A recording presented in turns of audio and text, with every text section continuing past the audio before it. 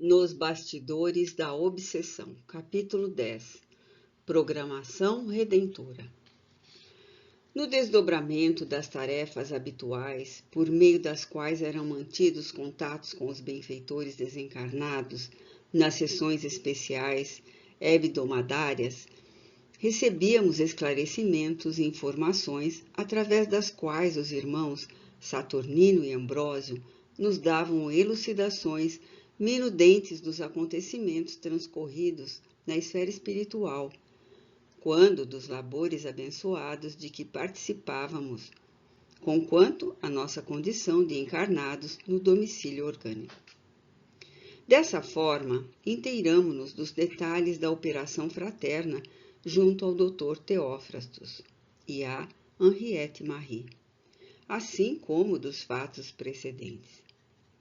Obviamente, ao retornarmos ao corpo somático, as lembranças das realizações espirituais desapareciam quase completamente, deixando-nos as evocações e impressões de sonhos que se manifestavam ora como pesadelos dolorosos, ora como estados de comunhão elevada com as esferas superiores da vida. Nesse particular, os instrutores se encarregavam de ativar ou frenar os centros encarregados das lembranças, de modo a que nossa jornada humana transcorresse com a normalidade possível, sem problemas que nos perturbassem as atividades de servidores da comunidade dos homens. A recordação detalhada situar-nos-ia entre os dois mundos, ensejando-nos um desapercebimento das realidades do lado físico, propiciando-nos um desvio da atenção que se voltaria para as experiências e realidades da esfera espiritual. Desde que fora iniciado o processo desobsessivo de Mariana, recebêramos a advertência no sentido de manter as ligações psíquicas com a espiritualidade superior, de modo a nos acautelarmos das ciladas dos espíritos menos felizes, que, surpreendidos pelas incursões que se fariam nos seus domínios, seriam concitados à agressão por todos os meios possíveis, numa tentativa de obstar o labor abençoado ora em execução. Considerando as altas responsabilidades que nos diziam respeito, buscávamos corresponder à expectativa dos mentores, esforçando-nos por oferecer, pelo menos, a cota da oração, do pensamento otimista e o espírito de abnegação, dedicando-nos ao mistério espiritual com alta dose de entusiasmo e fé. Ao primeiro ensejo, após a entrevista com o ex-mago de Rouen, o benfeitor Saturnino elucidou, pela psicofonia do médium Moraes, que voltaríamos a nos encontrar depois de concluídos os trabalhos da noite, quando o irmão Glaucus conduziria o terrível obsessor, ora em fase de meditação, a uma entrevista naquela casa, num encontro que estava destinado a deferir os rumos futuros da sua vida. Concitava-nos ao exercício e mentalização de piedade fraternal, manifestação essencial para a caridade legítima de que nos deveríamos revestir para cooperar ativamente. Em retornando ao lar, a expectativa do reencontro me inquietava, dificultando-me o necessário repouso. Orando, no entanto, e sentindo a presença dos irmãos maiores do mundo espiritual, recompusemos a paisagem mental, e brando torpor nos invadiu, facilitando às entidades vigilantes o nosso desdobramento e, consequente, condução à sede de nossa casa de oração e amor. Quando ali chegamos, já se encontravam os demais membros participantes das tarefas socorristas. Saturnino, sempre calmo e gentil, traduziu em sentido oração os anseios de todos os presentes e rogou a Jesus fosse ele o sublime visitante e o condutor dos trabalhos em desdobramento, com vistas à caridade da iluminação de consciência, obnubiladas pelo orgulho e pelo egoísmo, estes dois implacáveis inimigos do espírito humano. O ambiente, à medida que o benfeitor orava, se foi saturando de perfume discreto, qual lavanda muito leve carregada por suave aragem. Pétalas de luz diáfana começaram a cair abundantes e desfaziam-se ao tocar nos circunstantes ou nos diversos móveis e objetos. Vibrações muito penetrantes nos impregnavam a todos, e sem que o percebêssemos, as emoções rompiam os diques da visão e fluíam em copiosas lágrimas no recolhimento em que nos encontrávamos. Voltando-se para o irmão Petitinga, Saturnino solicitou: leia, meu irmão, o livro da vida. O venerando amigo acercou-se da mesa mediúnica e tomou de pequeno livro, irisado de filetes de luz, no qual vimos, em tons azul-prateados, as letras em destaque: Novo Testamento.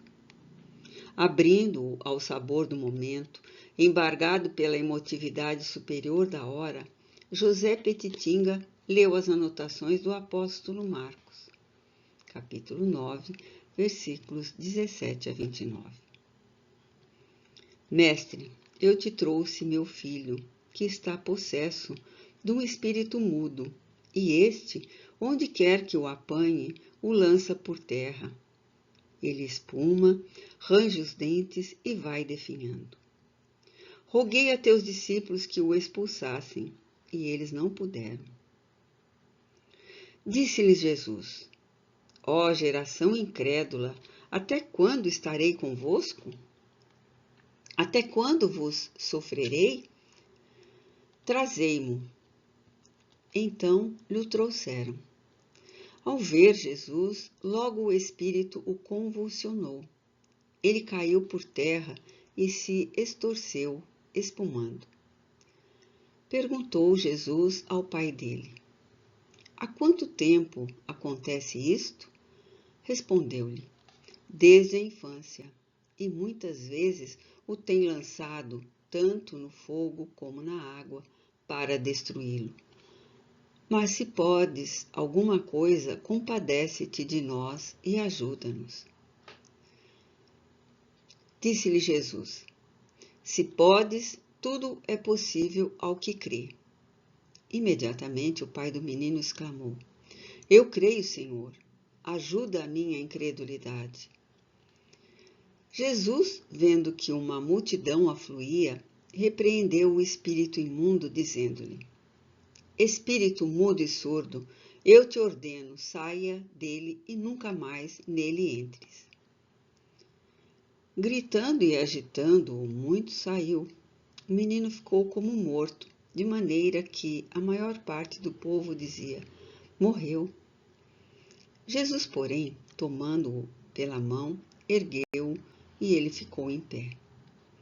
Depois que entrou em casa, perguntaram-lhe seus discípulos, particularmente: como é que nós não pudemos expulsá-lo? Respondeu-lhes: esta espécie só pode sair à força de oração.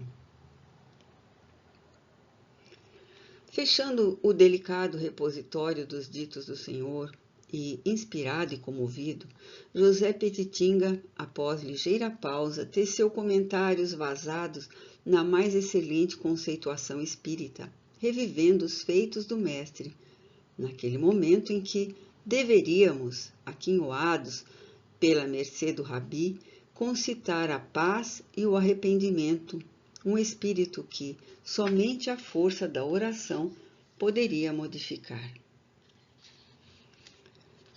Silenciava o apóstolo da mensagem espírita em terras baianas no passado, quando deu entrada na sala o irmão Glaucus, que se fazia acompanhar do Dr. Teófrastos e 2 guardiões que, com permissão dos instrutores, ficaram postados à porta do recinto pelo lado exterior.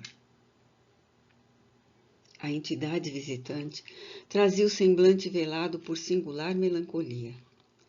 Os olhos, antes brilhantes, traduzindo estranha ferocidade, se apresentavam baços, e como se suportasse invisível fardo, caminhava tardo, com características muito diversas daquelas que ostentava até há poucos dias.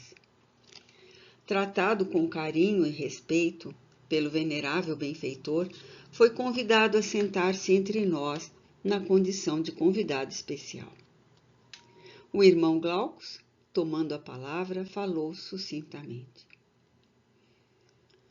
Tratamos aqui de dar prosseguimento ao exame dos problemas que dizem respeito a Henriette Marie e ao seu perseguidor, que agora se encontra recolhido em recinto de amor, sob guarda de devotados servidores do bem. Não ignoramos que o irmão Teófrastos foi defrontado por surpresa dolorosa com o resultado da má aplicação do tempo, passando a experimentar, desde então, as consequências das atitudes espontaneamente tomadas. Sabendo-o ligado por profundos laços de afeição à sofredora, que lhe não pôde fruir a companhia nos últimos tempos, consideramos de bom alvitre conduzi-lo até onde ela se encontrava, de modo a concertar planos em relação ao futuro e sustar em definitivo as maquinações da criminalidade até agora em desdobramento. Mas no momento, repostou o vingador, visivelmente conturbado, não poderei aquecer com quaisquer compromissos que objetivem afastar-me dos muros do meu campo de ação. Estou vinculado a uma poderosa organização e, embora em posição de comando, sou, por minha vez, comandado. Insistimos em elucidar, replicou seguro e calmo o benfeitor, que chefe somente um há, Jesus, o Rei sublime das nossas vidas, a quem devemos as dádivas oportunas da evolução e do progresso atual, em nossa nova condição de viandantes da luz. Entregando-nos o seu comando afável, nenhuma força possuirá meios de alcançar-nos, porque sombra alguma, por mais densa, conseguirá suplantar a luz mais insignificante, submetendo-a. Somos, porém, revidou algo indeciso, 12 mentes dominadoras que nos encontramos submetidos a uma equipe de 10 magistrados que habitam regiões infernais, onde os mínimos desvios da justiça recebem longas punições. Constituímos o grupo dos 12. Na aplicação do nosso código, selecionamos criminosos que alcançam de nossas mãos as primeiras correções, após o que são conduzidos para os presídios próprios, nas furnas onde levantam as construções da cidade da flagelação. Ligamo-nos por processo mental especializado e frequentemente somos convidados, por nossa vez, à prestação de contas em minudentes relatórios verbais, que são fiscalizados por técnicos competentes e aparelhos sensíveis. Além disso, as minhas próprias razões me impedem tudo abandonar para deixar-me arrastar por sentimentalismos mórbidos, renegando a felicidade em que me comprazo, sem conhecer evidentemente o que se espera de mim. Tudo me é muito fácil, bastar-me-á arrancar Henriette da masmorra carnal e retê-la comigo. E ouvida o amigo, explicou o irmão Glaucus, que, desencarnando a nossa irmã por constrição obsessiva, ela escapará das vossas mãos por ter sido apressada a sua partida, sem que se possa responsabilizá-la por isso? Ignorais exatamente as leis de fluidos e os processos de sintonia? Esquecei-vos de que toda vítima libra acima dos seus algozes? Além disso, consideremos que não podemos desprezar a opção do Senhor, isolá-la da vossa interferência por processos que nos escapam à sagacidade, mas que pertencem à sabedoria. Sim, não ignoro, aqueceu, mas a conjuntura que se me apresenta é grave. Amo-a, sempre a amei, na impossibilidade de possuí-la como privar-me do seu amor? Deixando-vos possuir, redarguiu ameno o benfeitor. O amor é concessão que se manifesta com 1000 faces. Não podendo ser-lhe o esposo, conseguireis ser o amado, no seio materno, na condição de filho da alma e do coração. Fruir-lhe-eis a ternura das mãos e sugareis o leite vital do seu seio. Estareis no calor da sua devoção, e os vossos olhos se demorarão mergulhados na luminosidade dos olhos que amam. Permutareis a grande noite da soledade pelo demorado meio-dia da convivência. Transfundireis todo sentimento de amargura em expressão de dependência e fé. Derramareis o vaso do ódio, que se converterá em adubo de produção no solo da compreensão e da afetividade. Por década de distância, um tempo sem fim de presença, de imorredoura constância. E a lepra? Nota explicativa 24. Na época em que esta obra foi escrita, este termo era comum, mas atualmente ele é considerado pejorativo e ou preconceituoso. Hanseníase, morfeia, mal de Hansen ou mal de Lázaro é uma doença infecciosa causada pela bactéria Mycobacterium leprae, também conhecida como bacilo de Hansen, que afeta os nervos e a pele, podendo provocar danos severos. Arguiu. A lepra que parece revestida, elucidou o amigo espiritual, é enfermidade simulacro produzida pelas descargas constantes do seu perseguidor desencarnado. Não desconheceis, amigo Teófrastos, o que conseguem as forças fluídicas desencadeadas sob o impacto do ódio e a absorção em longo processo obsessivo das energias deletérias. De mente consumida pela perturbação que a si mesma se vem impondo através das constantes transgressões às leis da justiça, nossa irmã sincronizou com o verdugo que a vitima e, amolentada pelas vibrações hipnóticas do seu antagonista, começou a experimentar as falsas impressões do mal de Hansen, conforme desejo do seu inimigo, sendo atirada ao presídio hospitalar em que vive, em quase total abandono, para que a vindita se coroe da resolução final que o sicário aguardava, o suicídio. Estamos, aliás, informados de que tal plano fora trabalhado pelo próprio amigo Teófrastos, que atenderá à consulta que lhe formulará o algoz de Henriette em espetáculo no anfiteatro, após ouvi-lo em ocasião passada, anos atrás. Que? Gritou o infortunado. Então serei eu o sabujo que ofereceu ao caçador a pista da destruição da vítima? Sim, meu amigo, afirmou o prestimoso mentor. Por isso, só a justiça divina compete os casos da justiça. Disse Jesus, vós julgais segundo a carne ou a aparência, eu a ninguém julgo. Por conhecer ele, o nosso ontem e as perspectivas do nosso amanhã. Todo agressor inconsciente cai hoje ou mais tarde nas armadilhas da agressão. E dando nova entonação à voz que mantinha a serenidade habitual, mas que se nos afigurava com expressões de energia, o irmão Glaucus aduziu. Sob carinhosa assistência de passistas especializados da nossa esfera e afastado para tratamento o seu perseguidor, Ana Maria recobrará forças psíquicas e orgânicas, logo mais recuperando-se algo rapidamente. A enfermidade regredirá em caráter miraculoso e ela conhecerá em pouco um pouco de lenitivo e esperança através do braço amigo de alguém que também se lhe vincula, distendendo na sua direção a aliança nupcial. Mergulhareis logo após o amigo Teófrastos e o vosso cômpar para, no longo caminho a percorrer através da experiência carnal, tudo recomeçar, refazer, regularizar. E os meus débitos? Interrogou. Como serão cobrados?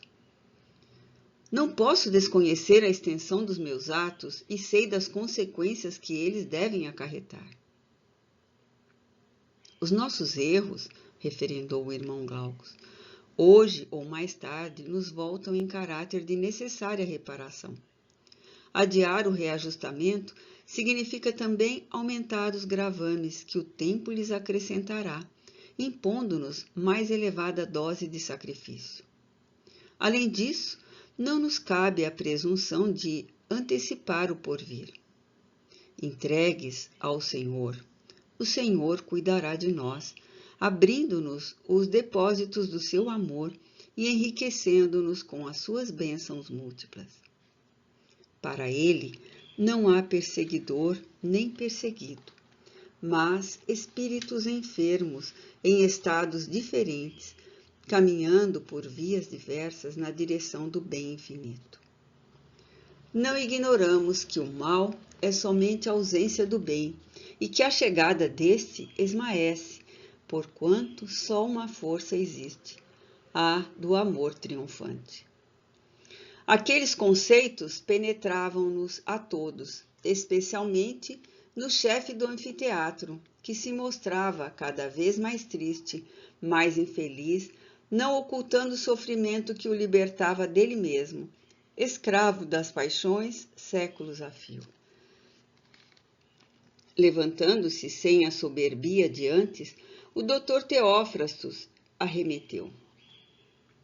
Mas isto aqui é uma casa espírita. Sou uma das mentes encarregadas de combater a peçonha cristã, que teima em reaparecer com indumentária nova. Detestamos esses aventureiros do corpo que se atrevem a invadir os domínios que somente pertencem aos mortos. Equivocais, amigo, obtemperou amavelmente o irmão Glaucus. Não há mortos e sim vivos. Encarnados ou desencarnados, somos todos espíritos imortais, transitando numa ou noutra vibração, marchando, porém, na direção da imortalidade. O cristianismo não teima em aparecer ou reaparecer. Não desapareceu nunca, conquanto às interpolações e desrespeitos de que foi vítima através dos séculos. Refletindo o pensamento do Cristo, é a esperança dos homens e o pão das vidas. Combatê-lo é envenenar-se, persegui-lo significa dilatar-lhe os horizontes que se perdem nas fronteiras do sistema solar. Vã loucura da ignorância pelejar contra o conhecimento e da estulnice investir contra a sabedoria. Jesus vive e vence, meu amigo. É tudo inútil, e vós sabeis. Não o sei, replicou já combalido, mas o sinto. Ele me persegue inexoravelmente. Não me deixa repousar, tortura-me em cada um a quem torturo. Desespera-me em todos aqueles nos quais descarrego a minha sanha. Que tem ele contra mim? O que tendes contra ele? Retrucou o benfeitor. Jesus é o amor inexaurível, não persegue, ama, não tortura, renova, não desespera, apacenta.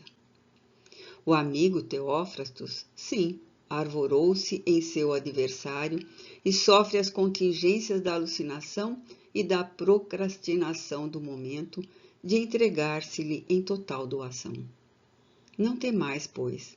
A verdadeira coragem se manifesta também quando o ser reconhece o que é e o que possui, refazendo o caminho por onde deseja seguir, reunindo forças para retemperar o ânimo e, qual criança, aprender o amor desde as suas primeiras lições.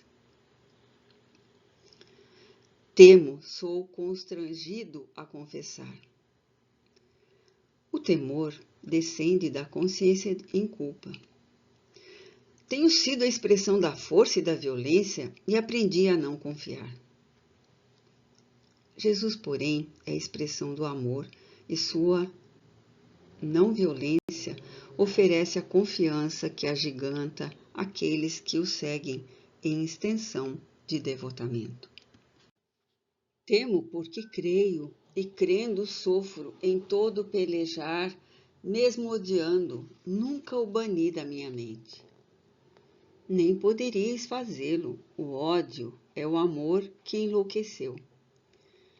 Nos primeiros dias do século atual, fui convocado a abandonar o solo da França para vir aqui operar, tendo em vista a transformação que se realizava neste país ante o reverdecer do pensamento cristão. Amortecido em toda a parte e revivente aqui pelo contato com a nossa esfera de vida. Nosso grupo deveria encarregar-se de sitiar a mediunidade e os novos cruzados do cristianismo, instaurando o tribunal de punição e trazendo-os a nossos recintos, quando semidesligados pelo sono, para que as visões dos nossos cenários e das nossas operações diversas pudessem infundir-lhes medo ou sedução, deixando nas suas lembranças as sementes do desejo, no culto do sexo, da ambição, do culto do dinheiro, da prepotência, no culto da vaidade. Em diversas sessões espíritas, emissários nossos têm procurado penetrar com o objetivo de semear ali a discórdia, multiplicar as suspeitas, irradiar o azedume e difundir a maledicência. E quando as circunstâncias facultam, mantemos o comércio pela incorporação sutil ou violenta, conforme o paladar da leviandade dos membros da colmeia. Sem dúvida que temos conseguido boa colheita, principalmente no campo das agressões morais de vária ordem, em que os falsamente bons e os aparentemente honestos oferecem seminário favorável para as nossas mudas, que logo medram exuberantes, multiplicando-se facilmente. É evidente que o nosso acesso não se faz em todos os recintos, porque, alertados, muitos se mantêm em atitude de vigilância, coibindo-nos a interferência. Além disso, os seguidores do Cordeiro conseguem dispersar os nossos agentes, utilizando-se de processos muito eficientes. Como me poderei agasalhar numa casa que tal? Como me liberarei dos compromissos com aqueles nos quais me encontro vinculado? Ouvimos-vos com atenção, respondeu o benfeitor, lúcido e claro. Embora não fôssemos colhidos de surpresa ante o vosso informe, porque conhecíamos as tarefas do irmão Teófrastos, elucidamo-vos de que esta casa dispõe de defesas construídas em muitas décadas de santas realizações, merecendo do plano divino carinhosa assistência. Resguardada das forças agressoras, é agasalho e hospedagem abertos aos que sofrem sob a direção do Cristo. Não há por que considerar compromissos senão com a verdade. Os outros não podem ser denominados compromissos, mas conchavos da ignorância, destituídos de qualquer valor pelos propósitos infelizes de que se revestem. Nossa destinação, meu amigo, é a verdade. Como Jesus é o caminho, não mais recalcitremos. Todos nos encontrávamos mergulhados na mais comovente concentração. O duelo verbal entre a impostura e a verdade convincente aclarava-nos o espírito, alargando as percepções em torno da vitória dos altos propósitos e dos superiores desígnios. A um sinal quase imperceptível, o irmão Saturnino deixara antes o recinto, atendendo à orientação do benfeitor espiritual. Naquele momento em que o silêncio se fizera natural e quando a entidade meditava, dominada por compreensível inquietação do espírito em febre, retornou o guia amigo, trazendo-o adormecida, qual criança agasalhada no afeto paternal. Ana Maria, que foi colocada carinhosamente sobre alvo leito, reservado e vazio no recinto, desde o começo da entrevista. Vendo-a de inopino, o Dr. Teófrastos foi acometido de angustiante expectativa. O benfeitor vigilante acalmou-o com gesto delicado, após o que se aproximou da jovem adormecida, e tocando-lhe as têmporas, despertou-a com voz meiga e confortadora. A leprosa circunvagou o olhar em torno e, devidamente acalmada pelo instrutor, reconheceu o Dr. Teófrastos. O olhar adquiriu brilho especial, alongou os braços e, ante a aquiescência do mentor, o antigo mago estreitou-a com imensa ternura, envolvendo-a em ondas de afetividade e carinho. Quanto esperei por este momento, aludiu o antigo vingador. Também eu, retrucou a sofredora em lágrimas. Perdoa-me, Henriette. Perdoar-te?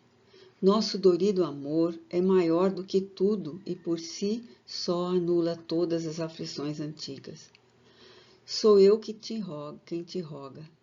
Theo, ajuda-me e não me abandones mais. Eu sou a esperança quase morta e tu és o hálito do meu reviver. Não me negues a migalha da tua presença, haja o que haja. Levantemo-nos do torpor que nos aniquila a longo prazo e roguemos a Deus que nos resguarde de nós mesmos e nos ajude a partir de hoje. Não suportaria mais viver sem ti. Sonho, Theo, isto é um sonho. Estamos numa esfera de sonho em que me aparece desfigurado e triste. Por que demoraste tanto? Perdoa-me, por mais que te buscaste, jamais reencontrei-te. Não nos separaremos mais, nunca mais, juro. Renunciarei a tudo para experimentar a ternura das tuas mãos e a meiguice dos teus olhos. Ouve, Henriette Marie, o que te irei falar. Escuta com atenção. Não pôde prosseguir. O choro convulsivo desatou-lhe na alma e ele recuou, vencido, cambaleante, aos gritos, em atroada desesperadora. O mentor amoroso aproximou-se e exortou ao equilíbrio. Falou-lhe da significação do momento e das poucas reservas que possuía Ana Maria, recém-libertada da constrição psíquica do seu antagonista, e necessitada de estímulo para aceitar os novos encargos de esposa e mãe, logo se lhe refizessem os departamentos fisiomentais com vistas ao futuro.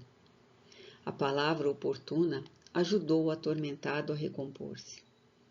Achegando-se à jovem em espírito, o irmão Glaucus relatou: Filha, hoje tem início etapa nova na jornada do teu espírito eterno.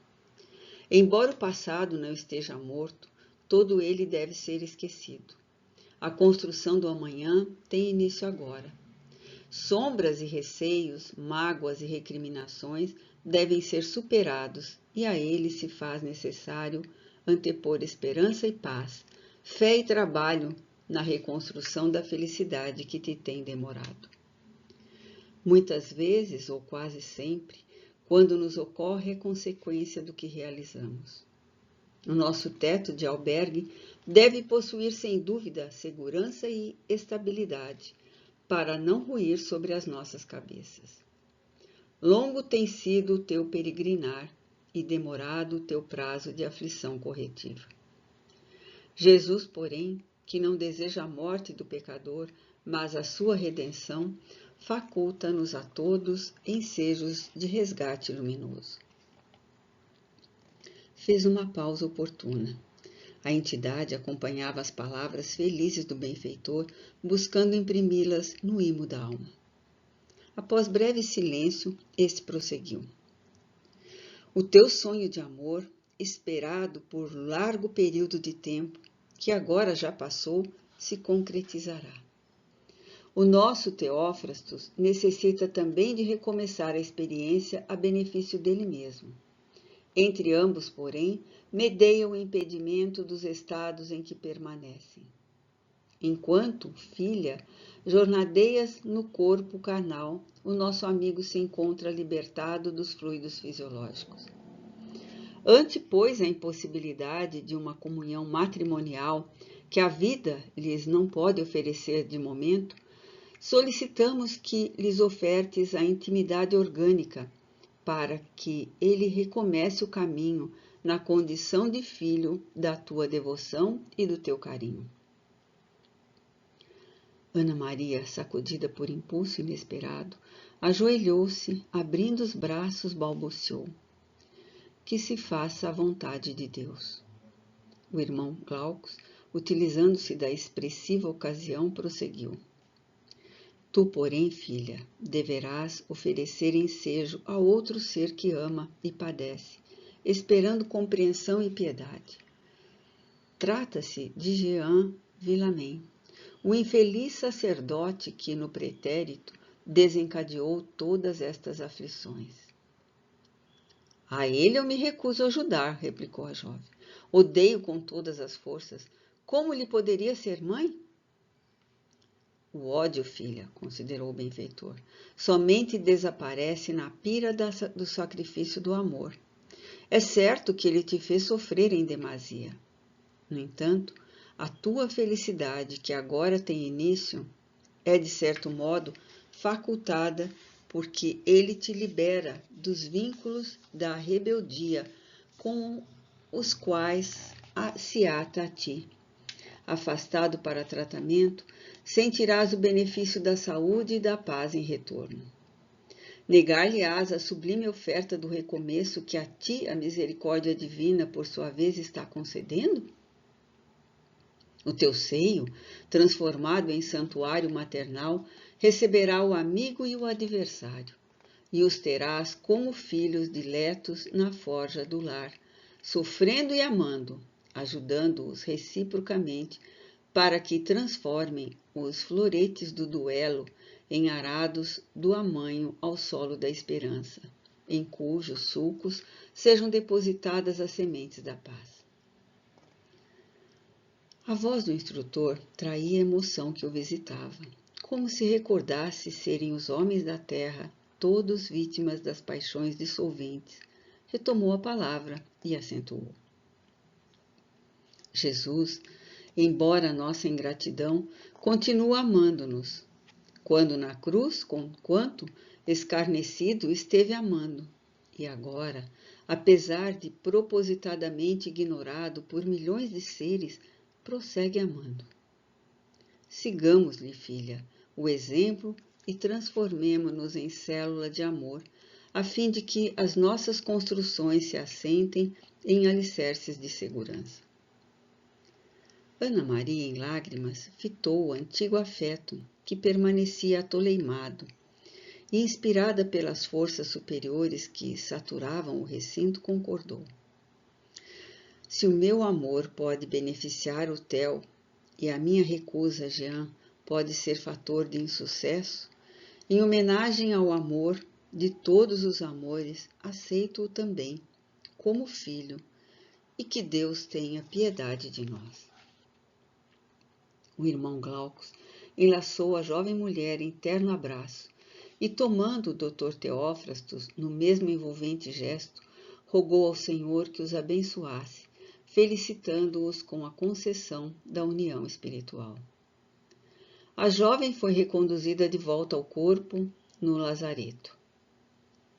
Depois de mais alguns estudos sobre a nova condição do irmão Teófrastos, este aproximou-se da porta e despediu os dois guardas, ficando combinado que ele se demoraria naquela casa sob os auspícios dos instrutores, até o momento em que seria encaminhado a uma colônia preparatória para a reencarnação futura. Mesmo porque outros trâmites no processo da desobsessão de Mariana requereriam sua presença. Ante os sucessos daquela madrugada, o irmão Glaucus, sensivelmente comovido, orou a Jesus em gratidão e os trabalhos foram encerrados depois do que fomos reconduzidos ao lar.